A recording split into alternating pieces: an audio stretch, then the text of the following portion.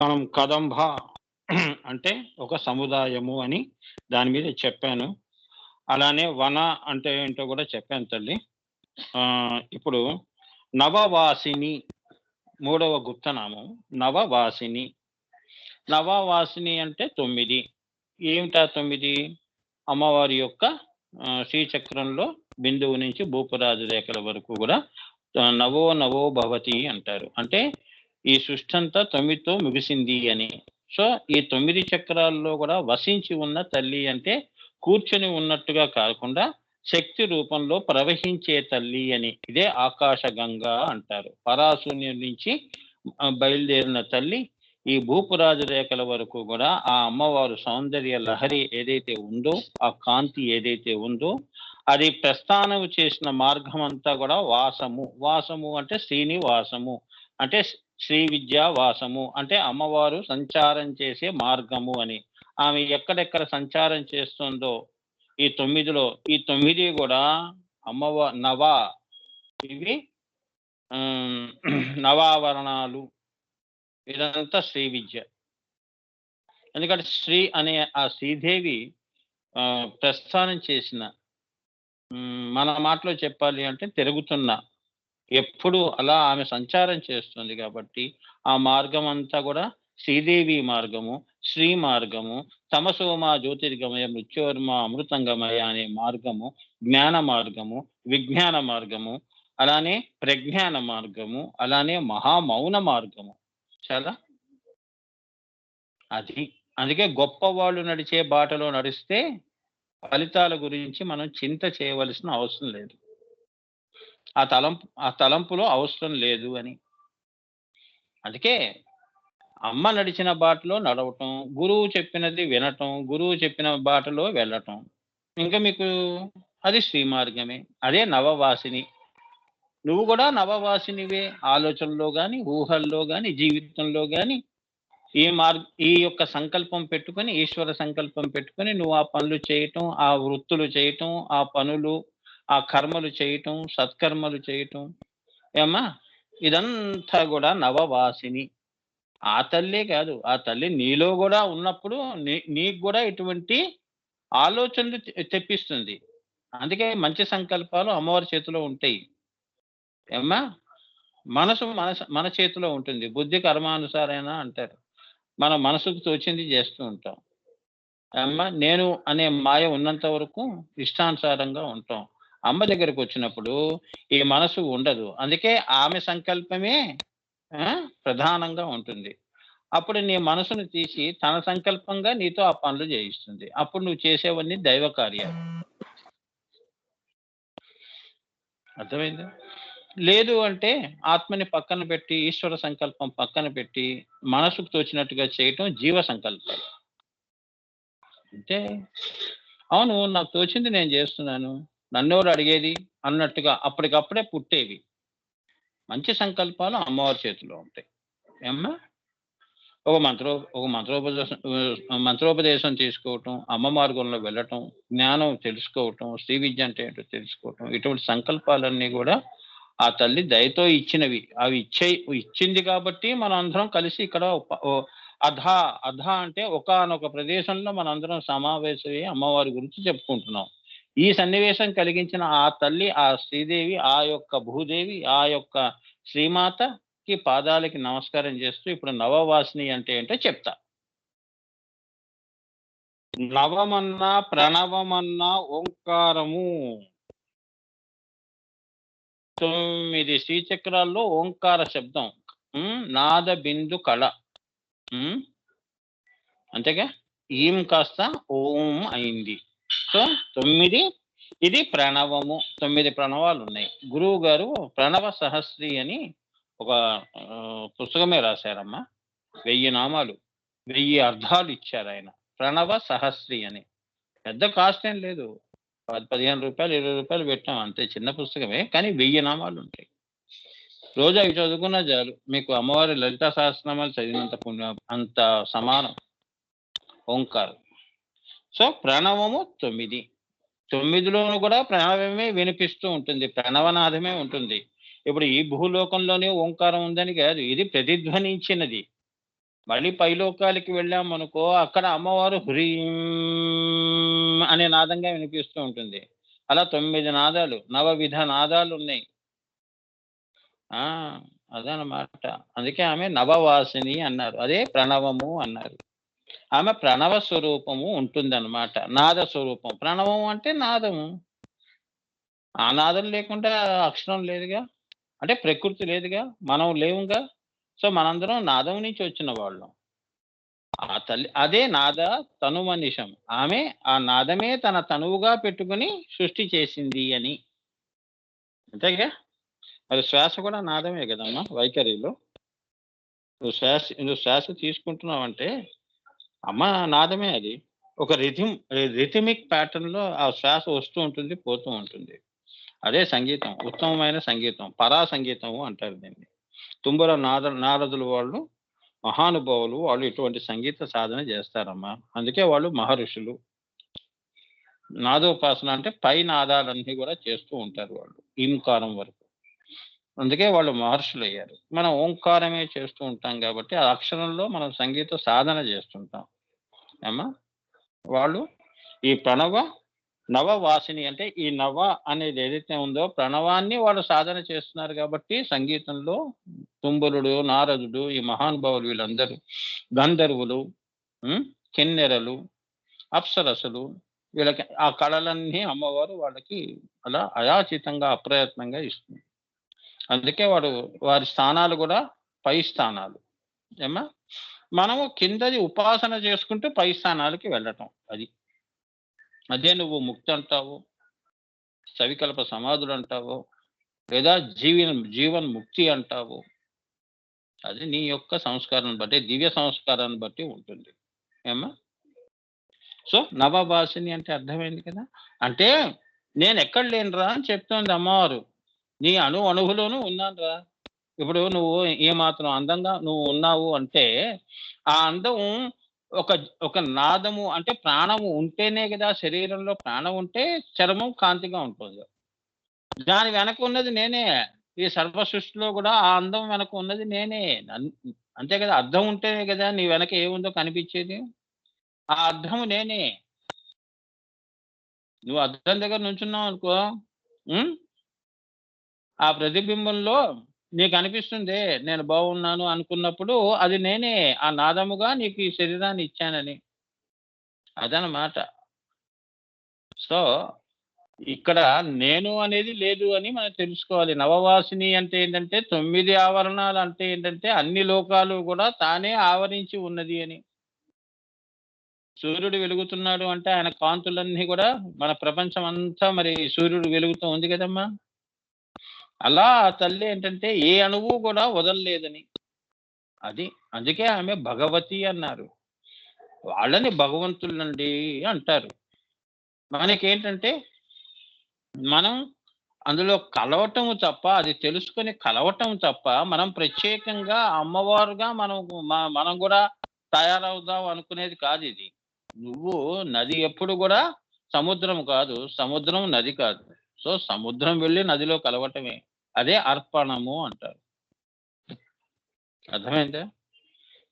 ఎన్ని శ్వాసలు నువ్వు ఈ మాయలో తెలియకుండా గడిపినా, చివరి శ్వాస ఎప్పుడు గూడా అమ్మవారి చేతిలో ఉంటుంది.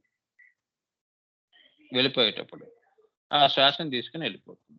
అయిపోయింది. నీకు మృత్యువు అనేది ఉంటుంది అని. నవవాసిని అంటే అదనమాట. అందుకే ఓంకారనాదం, ఓంకార సాధన చేసే వాళ్ళందరికీ గూడా ఆయురారోగ్యాలు బ్రహ్మాండంగా ఉంటాయి. ఓం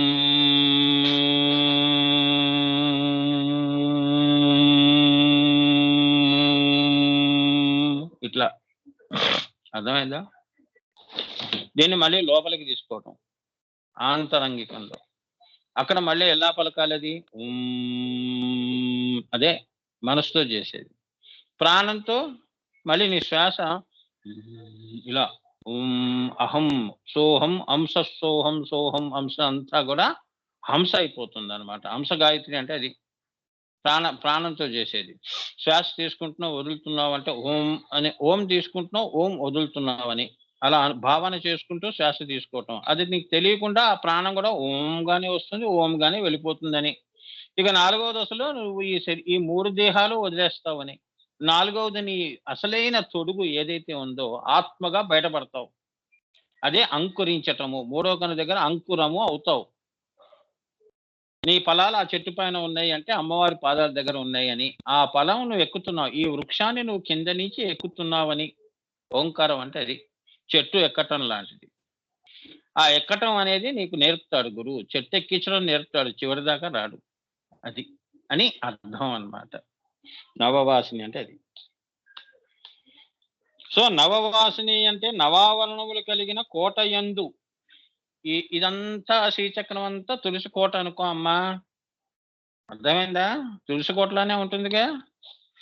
మీ తులసి కోటలన్నీ కూడా ఎలా ఉంటాయి? శ్రీచక్రంలా ఉంటాయి. సో ఆ తోటయందు చింతామణి గృహంలో అంటే బిందువు అనే చింతామణి గృహం. బిందువు అంటే మీరు ఊహించుకునే బొట్టు పెట్టుకునే బిందువు కాదు అది. బిందు మండలము అంటే సర్వ సృష్టి కూడా అందులో నుంచి వచ్చిందంటే అది ఎంత పెద్ద లోకమో అర్థం చేసుకోండి. బిందువు అంటే అది. అన్నిటినీ తనలో పెట్టుకున్న బిందువు అది. అది శ్రీ బిందువు అంటారు. ఆ గృహములో సహస్ర స్తంభ అంటే 1000 స్తంభాలు. ఇప్పుడు వరంగల్‌లో 1000 స్తంభాల గుడి ఉంది కదమ్మా. అది దృష్టిలో పెట్టుకునే అది అప్పటి రాజులు అది కట్టారు. అంటే వాళ్ళెంత శ్రీ విద్యోపాసకులో అర్థం చేసుకోండి. హిస్టరీలో కూడా స్పిరిచువాలిటీ ఉందని. మనం ఏ గుడికి వెళుతున్నా, ఏ విగ్రహం చూస్తున్నా, ఏ శిల్పం చూస్తున్నా ఈ ఈ దీని వెనక ఉన్న పరమార్థం మీరు ఆలోచన చేయాలి. అదే ఈయనకి ఈ థాట్ వచ్చిందంటే లలితా సహస్రనామాల్లో ఇప్పుడు 1000 స్తంభాల గుడి అని వాడికి వచ్చింది అంటే వాడు ఇంత శ్రీ విద్య వాడు తెలుసుకొని మణిదీపంలో కూడా ఒక 1000 స్తంభాల గుడి ఉంది. అదియే నేను చెక్కుతున్నాను. అమర శిల్పి జక్కనల్లా చెక్కి ఆ 1000 స్తంభాలు అక్కడ పెట్టారు అంటే శ్రీ విద్య ఎంత ఉండాలి వాడికి. మరి అవన్నీ స్తంభాలు కూడా అన్ని కూడా పలుకుతాయి. నాదముతో పలుకుతున్నాయంటే నాద జ్ఞానం ఎంత ఉండాలి? నాదోపాసన వాడు ఎంత చేసి ఉండాలి? అవునా? ఎంత మరి అమ్మవారి కృప ఉంటే వాడితో ఆ 1000 స్తంభాలు కట్టించిందమ్మా. వాడు ఎంత నాదోపాసన చేసి ఉండొచ్చు. అవునా? అమ్మా జయ గురు. అటువంటివి చరిత్రలో సృష్టిలో శాశ్వతంగా మిగిలిపోయే పనులు ఇవే సత్కర్మలు అంటే. మంచి పనులు ఏంటంటే రాబోయే తరాల వాళ్ళకి ఇదిగో మరి ఇప్పుడు ఆ యొక్క 1000 స్తంభాల గురి చరిత్ర మనం చదువుకుంటున్నాం కదా.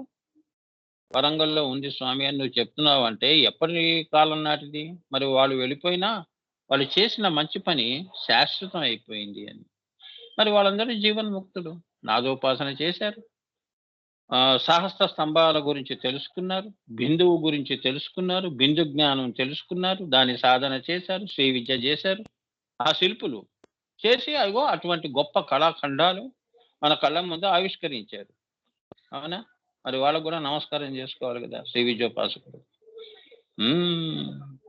అది ఇక్కడ లలితా సహస్రనామాల్లో ఎక్కడెక్కడ ఇప్పుడు సహస్ర స్తంభ అన్నాడు అంటే ఆ 1000 స్తంభాల గుడి ఎక్కడన్నా మన భూమి మీద ఉందా అంటే అక్కడ ఉంది అని వచ్చినప్పుడు అక్కడ శ్రీ విద్యోపాసకులు ఒకప్పుడు ఆ కాలంలో ఉన్నారని మీరు అర్థం చేసుకోండి. ఇవే హిస్టారికల్ డేటా అంటే ఇది. డేటా సేకరణ ఎలా చేస్తావు? ఇలానే చేస్తావు. అంటే అప్పటి శ్రీ విద్య ఇప్పటి వరకు కూడా వెలుగుతోందని. ఆ స్తంభంలో చూడండి అంతకాలం అయిపోయినా కూడా ఏ స్తంభము కూడా అప్పుడు ఎలా ఉందో ఇప్పుడు కూడా అలానే ఉంది. అది ఎంత గొప్ప కళమ్మా! కళా నైపుణ్యం. అవునా? మనం ఒక పుస్తకం కొనుక్కుంటే మహా అయితే 5 సంవత్సరాలకి ముక్కలుగా పడిపోతుంది. పుస్తకం చేతిలో కూడా రాదు. అలాంటిది వందల సంవత్సరాలు శిల్పకళలు అలా ఉండిపోయినాయి అంటే ఎంత మహానుభావులు వాళ్ళు. ఎంత 4 గంటలకు లేస్తారమ్మా వాళ్ళు పాపం. రాత్రి శిలలన్నీ నిద్రాణ స్థితిలో ఉంటాయి అని చెప్పి వాళ్ళు 4 గంటలకు తెల్లారి గంట బ్రహ్మముహూర్తంలో బయలుదేరి కొండలు, గుట్టలు దగ్గరికి వెళతారు. ఆ ఉలి తీసుకుంటారు. ఆ శాస్త్రం కూడా మరి వాళ్ళకి తెలిసి ఉండాలి. అది నిద్రాణంలో ఉందా? ఏ శిల్పము దేనికి పనికొస్తుంది విగ్రహానికి? ఆ జ్ఞానం కూడా పరిజ్ఞానం ఉండాలిగా. కూరగాయలు తేవటం కాదు. నాణ్యమైన కూరగాయలు తేవటం లాంటిది. ఆ కూరగాయల నాలెడ్జ్ కూడా నీకు ఉండాలి. అప్పుడే మనం మార్కెట్‌కి వెళ్ళాలి. అక్కడికి వెళ్ళామంటే వాడు కిలోలకు చొప్పున అన్ని పుచ్చులన్నీ వేస్తాడు. ఇదంతా నాలెడ్జ్ నాన్న. This is all the knowledge.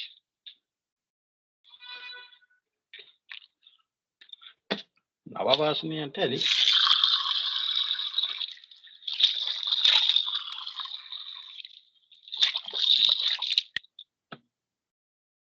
వాళ్ళు శ్రీ విద్యను దృష్టిలో పెట్టుకొని ఆ శిల్పఖండాలన్నీ కూడా చెక్కారు కాబట్టి అవి శాశ్వతంగా ఉండిపోయినాయి అమ్మవారి దయతో. అందుకే ఏ పని చేసినా అమ్మకి అంకితమే చేశారు కాబట్టి వాళ్ళు చేసే పని శాశ్వతమైంది. అజరామరణం, అవునా, అజరామరం. అలా నువ్వు చేసింది శాశ్వతంగా, నువ్వు ఉన్నా లేకపోయినా ఆ పని అలా ఉండిపోతుంది.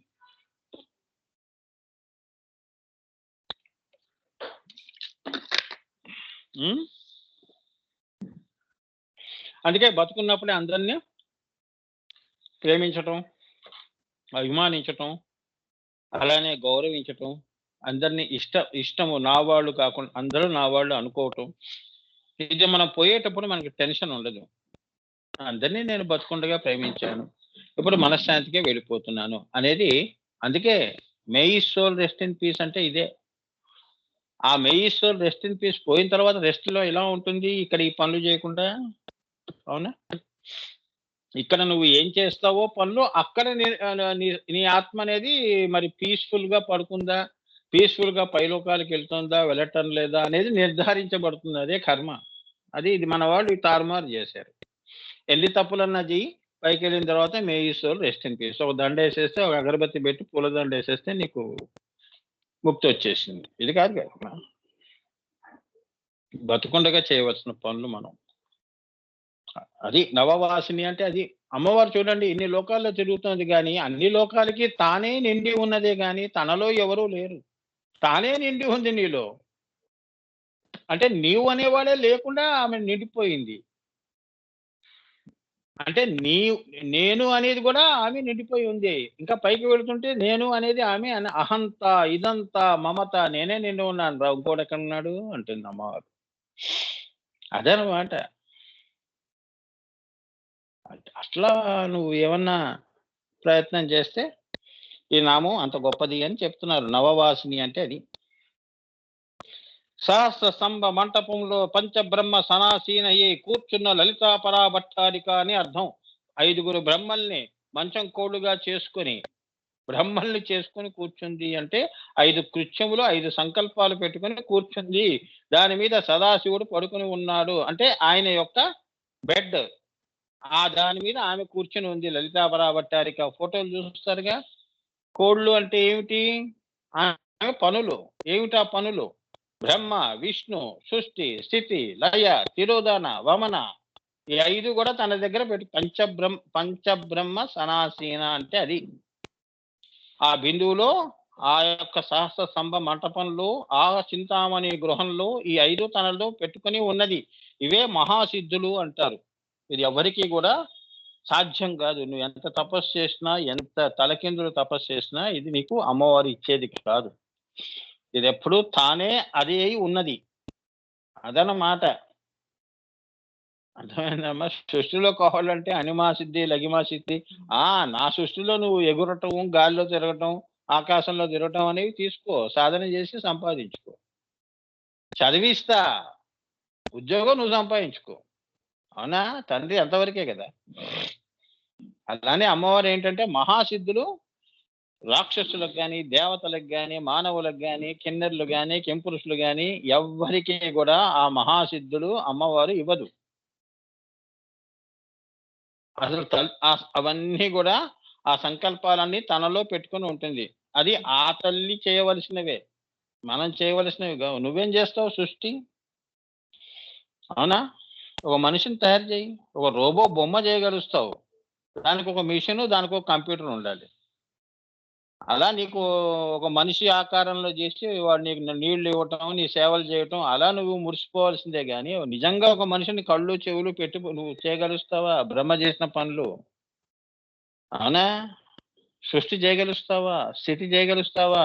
మళ్ళీ సృష్టి అంతా వెనక్కి తీసుకోగలుగుతావా? నీలో కలుపుకోగలుగుతావా? ఇవి చేయలేవు నువ్వు. ఇవి మహాసిద్ధులు. అందుకే ఆవిడ బిందు స్థానం ఆమె. నవవాసిని అంటే అక్కడి నుంచి 5 పెట్టుకుని ఆమె 15 అయింది. 15 చైతన్య అవస్థలు అయిందని. 16వది షోడశిగా ఆమె కూర్చొని ఉంది. మళ్ళీ అవి 15 మళ్ళీ ఆవిడ నుంచే రావాలి. చంద్రుడిలో నుంచే సూర్యుడి నుంచి చంద్రుడికి. ఏకాదశి ఎలా వస్తుంది? ద్వాదశి, త్రయోదశి, మళ్ళీ షోడశి ఆమె. అలా సృష్టిని ఆమె స్థిరీకరిస్తోంది. ద్వాదశిలోకి తీసుకెళ్తోంది, తృతీయలోకి తీసుకెళ్తోంది, మళ్ళీ షోడశి చేస్తోంది. అవునా? మళ్ళీ సృష్టి చేస్తోంది. ఇదన్నమాట. ఆమె ఎప్పుడు 16 అన్నీ కూడా తనలో కలుపుకొని ఉన్న తల్లి. ఆ 16 నుంచి మళ్ళీ నువ్వు వెనక్కి వెళ్ళాలి. అందులో నుంచి ఒకటి రావాలి మళ్ళీ. 2, 3, 4 ఇవన్నీ కలిపితేనే ఈ పూలన్నీ కలిపితే హారంగా ఉంది. 16 పూలతో హారం వేసుకొని కూర్చుంది. మరి షోడశి లేకపోతే ఏమవుతుంది? అని చెప్తున్నాడు ఇక్కడ. అవన్నీ ఏం చెప్పలేదు ఆయన మహానుభావుడు. మనం అలా చెప్పమని మనకు ఆజ్ఞ చేశారు కాబట్టి చెప్తున్నాం. పూర్తి దండ వేసుకోవటం వేరు. ఆ! అంతేగా మల్లెపూలు దండ వచ్చినట్టే వెనక్కి వేసుకోవటమే. షోడశి అంటే అదన్నమాట. ఏదో ఎర్ర పువ్వు దొరికింది, గులాబీ పువ్వు ఇలా పెట్టుకున్నామంటే ఏముంది? ఇంకా వీడు మానవుడే అనుకుంటారు. అంతేగా సృష్టిలో వీడు పుట్టాడు, స్థితి ఇలా వీడు ఎలా వెళ్ళాల్సిందే. అంటే మార్పులుంటాయి. ఇవాళ ఉన్నవాడు రేపు అలా ఉండడు. అమ్మవారిలో అలా ఉండదు. షోడశి అంటే ఒకే ముద్రలో ఉంటుంది. వాడెప్పుడూ ఆనందంగానే ఉంటాడండి అన్నట్టుగా. ఆవిడకి ఏడుపనేది తెలీదు. ఎందుకంటే అన్నిటికీ అతీతం. బిందువు అంటేనే ఆ తల్లి నుంచి వచ్చేవే గాని, ఆ తల్లిని ఇన్‌ఫ్లుయెన్స్ చేసేవి కావు ఇవి. నీకు జాలేస్తుంది. నీ మీద నీకు జాలిపడి నేనే అమ్మవారినైతే నా నా నా పరిస్థితికి నేనెంతో ఇచ్చేదాన్ని. నీకు హృదయం కూడా కదలట్లేదు. నువ్వేం దేవుడివమ్మా అని ఆమెకే వేస్తున్నాం ప్రశ్నలు మనం. ఇది మన దౌర్భాగ్య స్థితి. ఏమంటుంది మరి అమ్మవారు దరహాసం చేసి ఊరుకుంటుంది. ఇక్కడికొస్తే తెలుస్తుందిలే నిజమేంటో. అందుకే ఏమ్మా నీరు పల్లం ఎరుక, నిజం దేవుడెరుగు అనే సామెతలు పుడతాయి. అందుకే భగవంతుడు ఏమనుకుంటున్నాడో నీ విషయంలో ఆమెకే తెలియాలి. ఆ తల్లికే తెలియాలి. నీకేం తెలుసు?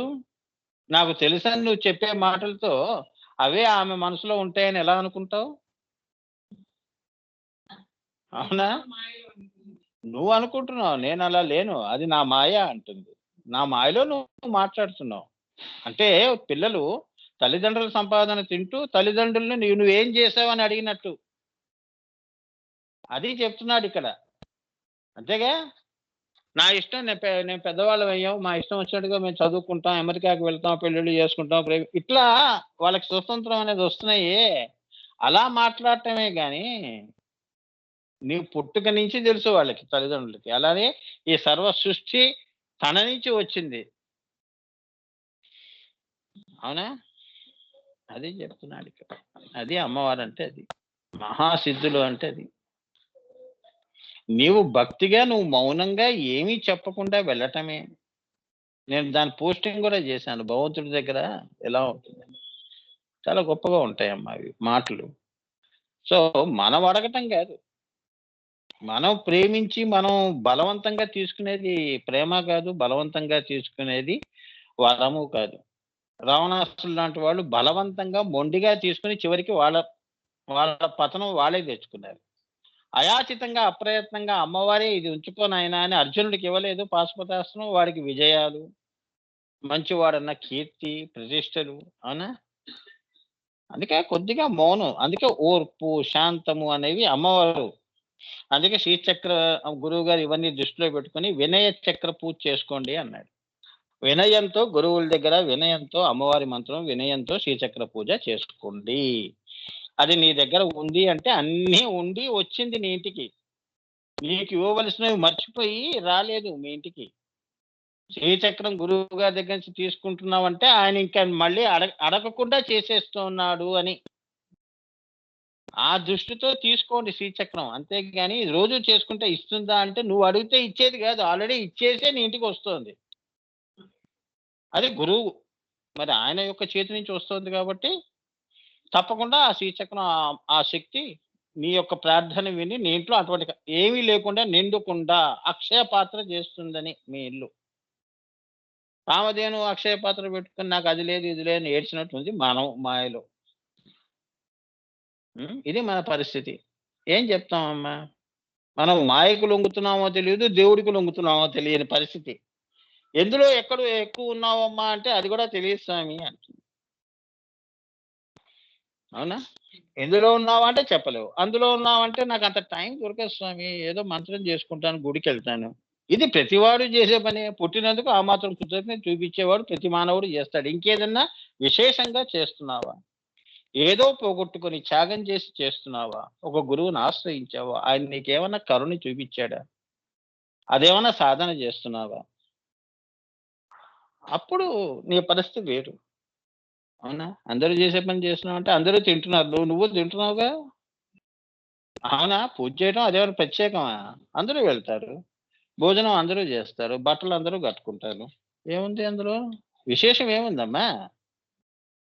అది నవవాసిని అంటే అదే కొత్తదనం చూపించటం. అమ్మవారు అంటే అమ్మవారి మాటని నేను వింటున్నాను. అమ్మగా జీవిస్తున్నాను అనేది చూపిస్తున్నావు నువ్వు. అదే శ్రీ విద్యోపాసకుడు. అటువంటి వాళ్ళకి సద్గురువు అనేవాడు అయాచితంగా పిలిపించుకుంటాడు. నీకు తెలియకుండా ఆయనలో కలుపుకుంటాడు. అర్థమైందమ్మా? తానే నువ్వుగా బతుకుతావు. అంతేగాని నీకంటూ ప్రత్యేకమైన బ్రతుకు ఇవ్వడు. అదనమాట. ఆ! తల్లికి, బిడ్డకి ఎలా ఉందో గురువుకి, శిష్యులకి అటు ఆంతరింగిక శిష్యులు అంటారు. మానస పుత్రులు అన్నట్టుగా. అంటే ఆయన మనసు ప్రతిరూపమే నువ్వు అని. అమ్మవారి ప్రతిరూపమే కదా సృష్టి. మరి అదెందుకు గుర్తించవు? అది గుర్తు చేయటానికే ఆయనొచ్చాడు మధ్యలో. ముందు నిన్ను నువ్వు తెలుసుకో, తర్వాత గురువు అంటే ఏంటో తెలుస్తుందని. అది. గురువుకి సమర్పణం అంటే అదనమాట. అటువంటి సమర్పణ జేయాలి. నేను, అహం, నాకు తెలుసు. ఆ! ఇవి ఏవైతే ఉంటాయో ఇవన్నీ మాయలో పుట్టినవి. నిన్ను ముందుకి తీసుకెళ్ళనివ్వవు. సత్యం వైపు నడపవు. నిన్నెక్కడున్నాయో అంతవరకు కష్టపడొస్తావు. చివరికి ఇదిగో రావణాసురుడు పాపం శివలింగం, ఆత్మలింగం తెచ్చుకోంగానే భూమి మీద పెట్టి అటుబోయాడు. ఏమైంది? ఎంత పుణ్యం ఉండాలి ఆత్మలింగం నీకిచ్చాడే నిన్ను నమ్మి. అవునా? నువ్వు చూసారా? ఆ మాయ మళ్ళీ నిన్నే ఇచ్ ఆ! ఈ చేత్తో ఇచ్చినట్టు, ఆ చేత్తో తీసుకున్నట్టు అయింది. అదనమాట. సో, సహస్ర స్తంభ మంటపములో పంచబ్రహ్మ సనాసీనయ్యై కూర్చున్న లలితా పరాభట్టారిక అని అర్థం.